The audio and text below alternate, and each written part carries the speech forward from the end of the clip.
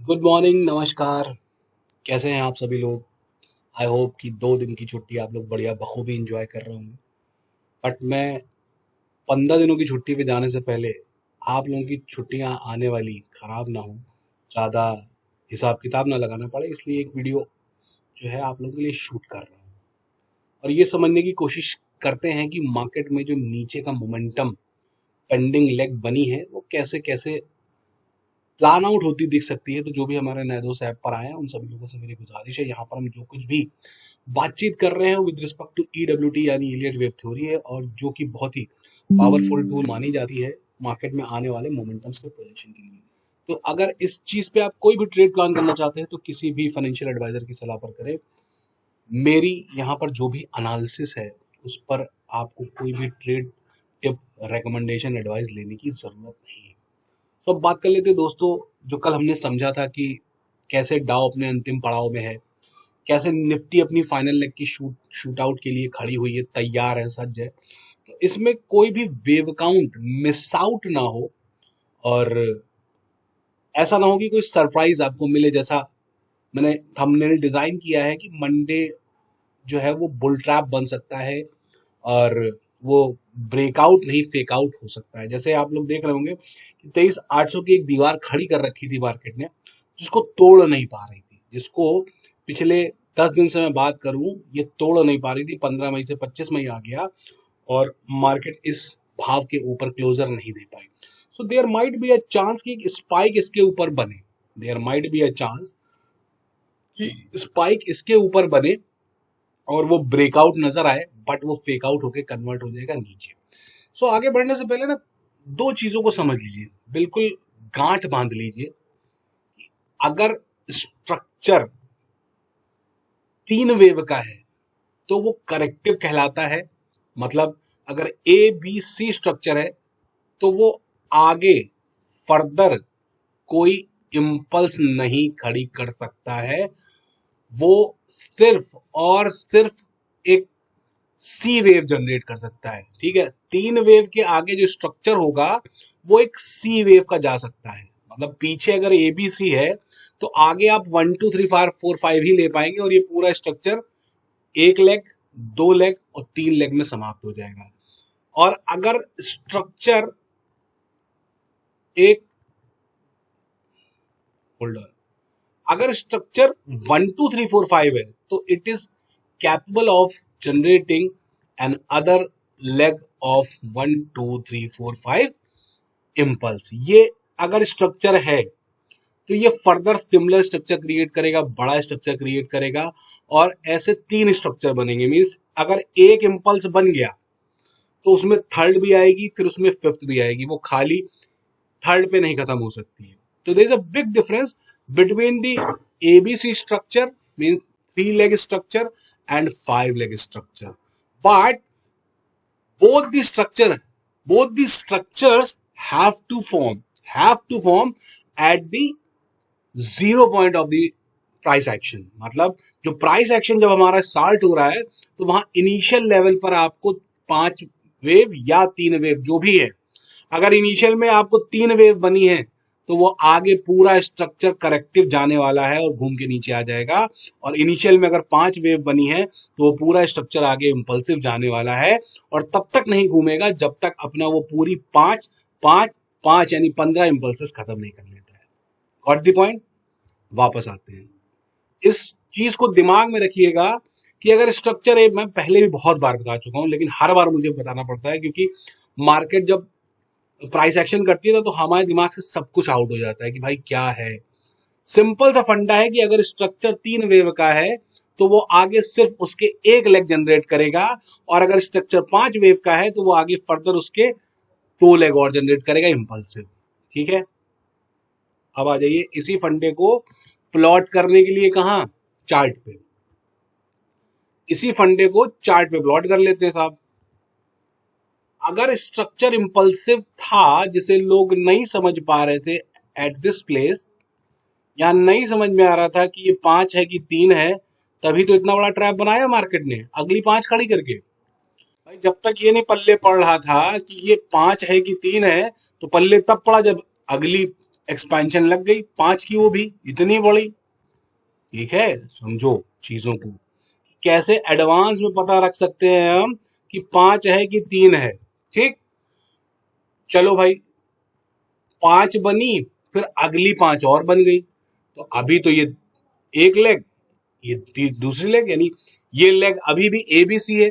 लेकिन ये कौन बताएगा कि भाई इसके नीचे की लेग आएगी? इसके नीचे की लेग आने का संकेत आपको सीखना पड़ता है, समझना पड़ता है कि इसके नीचे की लेग एक पांचवी जनरेट होगी, तभी ये फुल थ्रॉटल इंपल्स अपने आप को नीचे खत्म करेगी। तो पहली चीज तो वो कन्विक्शन होनी चाहिए वेव्स पे कि भाई मैं सही रीड करके आया हूं, एकदम यहाँ क्लीन 5 वेव है, यहाँ कोई भी करेक्टिव स्ट्रक्चर नहीं है। और सबसे बड़ी पहचान होती है, सबसे बड़ी पहचान, कि कम टाइम में काट देगी। अपोजिट डायरेक्शन को काउंट कर लीजिएगा, ये यहां से यहां तक का एरिया, देन यहां से यहां तक का। सबसे बड़ी पहचान होती है इम्पल्सेस की। सबसे बड़ी पहचान अगर मैं कहूं कि इम्पल्सेस की सबसे बड़ी पहचान क्या है, तो वो है मेजर टाइमिंग। जैसे आप ये लो देखिए, 30 सितंबर का लो से और 5 जनवरी के हाई तक जाने में हमने 65 दिन लगाए थे, 65 डेज। और नीचे आने में हमने लिए कुल जमा 18 दिन। तो 1/3 टाइम से भी कम टाइम में हमने नीचे इस स्ट्रक्चर को ब्रेक कर दिया, जो हमने 65 दिनों के अंदर में डेवलप किया था। तो कोई कितना भी कहता रहे कि भाई ये पूरी करेक्टिव लेग है और ये सी है, ये संभव ही नहीं कि ये एबीसी का स्ट्रक्चर हो, क्योंकि टाइम प्रोपोर्शन ने हमको ये बताया है कि यहां पर क्लीन इंपल्सेस रन हो रही है। ऐसे लाई जाती है चार्ट्स पे कन्विक्शन, ऐसे लाई जाती है चीजों पे कन्विक्शन कि आगे क्या होगा।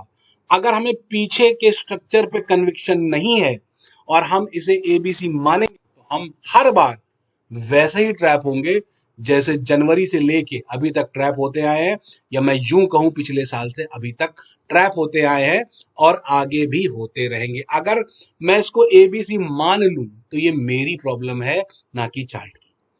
ये चार्ट चिक चिक के कह रहा है भाई कि मैं एबी से नहीं हूं, मैं हूं इम्पल्स की 3 लेग। 3 लेग और 5 का डिफरेंस मैंने बता दिया कि अगर बेस पे इम्पल्स है तो वो फिर पूरी 3 लेग देगी, मतलब 5, 5 और अगली 5। अगली 5 कैसे? ये जो बन रही है, ये अगली 5, इसे कहते हैं इम्पल्स के चलने का तरीका। अगली 5 देगा, चाहे बाउंस जितना भी ले ले, चाहे बाउंस यहां जितना भी ले ले, इसमें next fifth last leg for this fifth leg आएगी ही आएगी। ये है स्ट्रक्चर की कहानी। ये मैं समझाना चाह रहा था क्योंकि बहुत सारे लोग प्राइस एक्शन से कंफ्यूज हो जाते हैं। प्राइस एक्शन से कभी कंफ्यूज नहीं होना है, सिर्फ ये समझना है कि भाई जो हमने कैलकुलेशन कर रखी है उसमें कोई भी डेविएशन नहीं आना चाहिए। ठीक, अब इसको हटा लीजिए। ये थी कहानी उस चीज की जो वेव थ्योरी का आधार है, कि आधार पे क्या है। आधार मतलब बेस पे क्या है। बेस पे इंपल्स है तो आगे इंपल्स जाएगी, बेस पे करेक्टिव है तो आगे करेक्टिव ही जाएगी। आप समझिए, अब समझिए, अब इस चीज को समझिए जो यहाँ खेल चल रहा है। ये पिछले एक महीने से खेल हो गया ना, कितनी तारीख से चल रहा है? 21 अप्रैल से 22 मई हो गई, एक महीना हो गया। इस खेल को समझ लीजिए, एक महीने में मार्केट ने क्या किया है। 15 मिनट पे आ जाते हैं।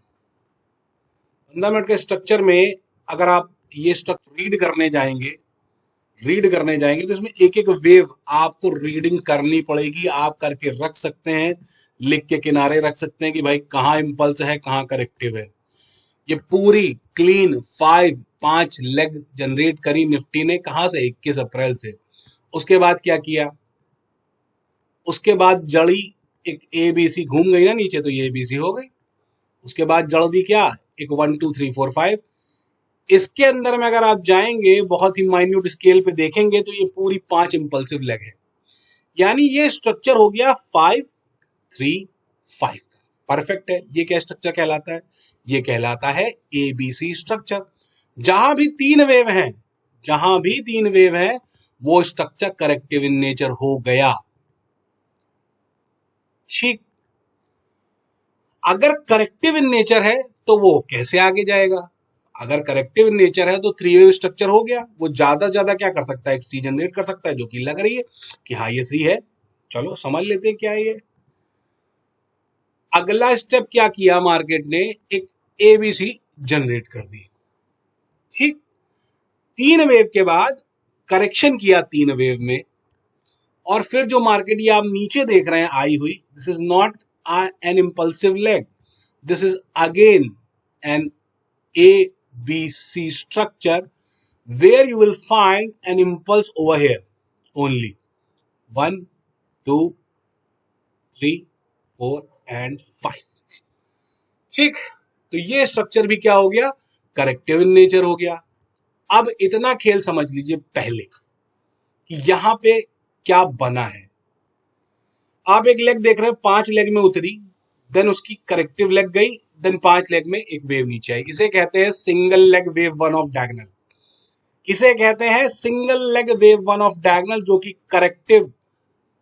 करेक्टिव इंटरनल्स के साथ चलती है। इसीलिए इस थर्ड लेग में एबीसी नजर आ रही है, इसीलिए यहां 5वीं आएगी, और वो भी एबीसी में आएगी, लेकिन वो बहुत ब्रूटल होगी, बहुत फास्ट होगी। ठीक है भाई, इंटरनल्स को हटा रहा हूं मैं। डायगोनल्स अपने आप में एक अलग महाभारत है। मैं पहले भी कह चुका हूं कि नॉर्मल इंपल्स से बहुत अलग होती है, सब कुछ हर तरफ करेक्टिव लगता है। बुल वाला भी परेशान है, बेयर वाला भी परेशान है कि भाई आखिर चाहती क्या मार्केट, और मार्केट अपना कंक्लूजन देके निकल जाती है। ठीक है भाई, तो इसकी प्राइमरी कंडीशन क्या होती है कि वेव वन की ट्रेजेक्टरी में वेव फोर हो, जो कि मार्केट ने एज एफ नाउ कर रखी है, ये प्राइमरी कंडीशन होती है। दूसरी कंडीशन जो मैंडेटरी नहीं होती है, वो ये होती है कि वेव टू और वेव फोर के रिट्रेसमेंट ऑलमोस्ट बराबर होंगे। ये मैंडेटरी कंडीशन नहीं है। प्राइमरी मतलब जो मैंडेटरी कंडीशन है वो सिर्फ ओवरलैपिंग और 3 वेव का इंटरनल वेव काउंट है। तो ये कंडीशन तो मार्केट ने फुलफिल कर दी थी। क्या इसके ऊपर का कोई सरप्राइज दे सकती है? जवाब है हाँ, दे सकती है। लेकिन जवाब हाँ के साथ साथ दूसरा जवाब ये है कि 5वीं लेग पेंडिंग है नीचे की। ठीक है भाई, तो ये प्राइमरी कंडीशन पूरी करने के बाद, ये 3 लेग समझने के बाद, अब आप समझिए चौथी को। इतना तो समझ में आ गया होगा कि 1 2 3 में क्या झोल चला है। अब इस चौथी को समझिए, इसको हटाता हूं, वापस से लगाऊंगा। इस चौथी को समझिए कि चौथी में क्या है भाई। चौथी में क्या है, एबीसी स्ट्रक्चर है कि नहीं, 3 वेव का स्ट्रक्चर है कि नहीं, ये क्या है, इसे क्या कहेंगे हम? मैं तो एबीसी कहूंगा, जिसे 1 रीड करनी हो 1 रीड कर सकता है। ठीक है, इसे कहते हैं 3 wave structure at the base. जहां पे बॉटम बना वहां से एक 3 वेव स्ट्रक्चर जनरेट हुआ। तो अगर ये वेव 3 वेव का स्ट्रक्चर है, तो ये ज्यादा से ज्यादा क्या कर सकता है, ज्यादा से ज्यादा इसमें एक सी वेव जोड़ सकता है, in the form of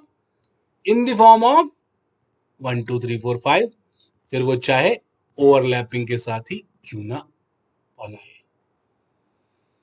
what the point, समझे स्ट्रक्चर? क्यों कल गैप अप हो सकता है और क्यों ब्रेकआउट हो सकता है, सारी चीजों पे निगाह रखनी पड़ती है, ध्यान देना पड़ता है भाई, कहीं कुछ छूटे छाटे ना, पता चला हम गलत साइड जाएं और मार्केट धड़ाम से नीचे 1800-2000 पॉइंट की रैली कर दे। उसे रैली कहते हैं, ये रैली नहीं है। ये सब करेक्टिव लेग्स होती हैं जो गिरते पड़ते। दूसरा, टाइमिंग बताया भाई, कितना टाइम जा चुका है मेरे भाई, कितने कैंडल में नीचे आई है। 25 कैंडल लगी है नीचे आने में, और ऊपर जाने में 100 जा चुकी होंगी, नहीं गई 50 जा चुकी, दुगनी जा चुकी है, डबल टाइम जा चुका है। तो ये कैसे इम्पल्स बन जाएगी, कैसे बन जाएगी इम्पल्स? चलो अगला समझ लो, पिछली वेव भी देख लो। पिछली वेव को बनने में कितना टाइम लगा था, ये भी